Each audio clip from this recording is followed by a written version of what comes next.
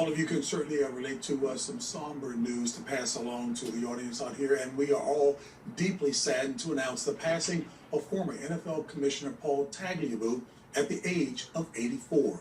Over his 17 years as commissioner, he spearheaded new television deals, franchise and international expansion, and helped boost player wages.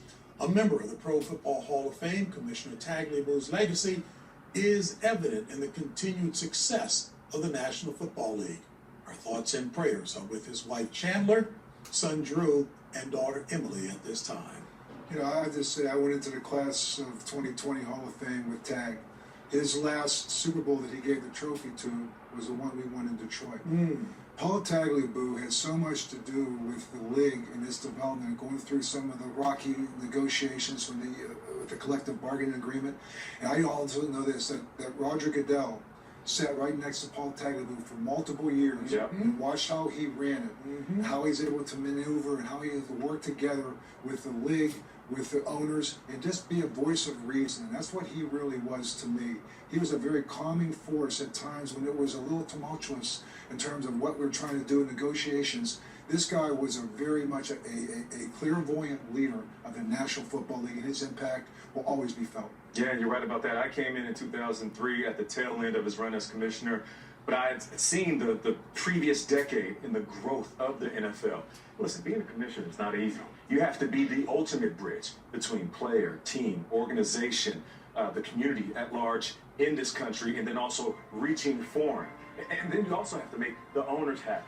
But still keep in mind the purity of this game. And he did it flawlessly with all of these things happening simultaneously. You know, he's a legend in this game, and you can't write about the NFL without his name.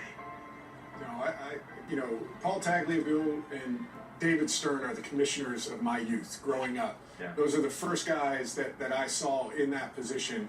And then directly benefited from as a player during my time in the league, which would have been later. The league is where it's at because of commissioners like Paul Tagliabue and some prior to him. But the success of the league right now wouldn't be where it is without the foundation laid by Paul. They were leaders. I call them technocrats as well, too, because they stayed focused on what the objective was to make certain that the game as a whole progressed. And Bill, thank you for the insight. Yeah, and I think that's the one thing he always did. It was what's in the best interest of the game. I know that Dan Rooney, we used to talk about the National Football League, and it's just like, do the right thing.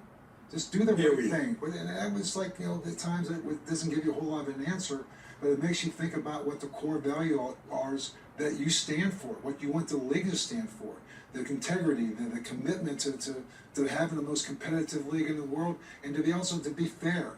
Be fair to everybody, whether it be the players, to the teams, to the owners, respectively. And so he was able to listen to a lot. He was able to share a lot.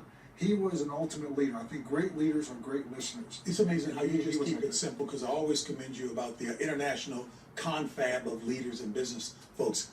Simply put, do the right thing and to be fair. If you follow that mantra, you know what? It works out, no question about it.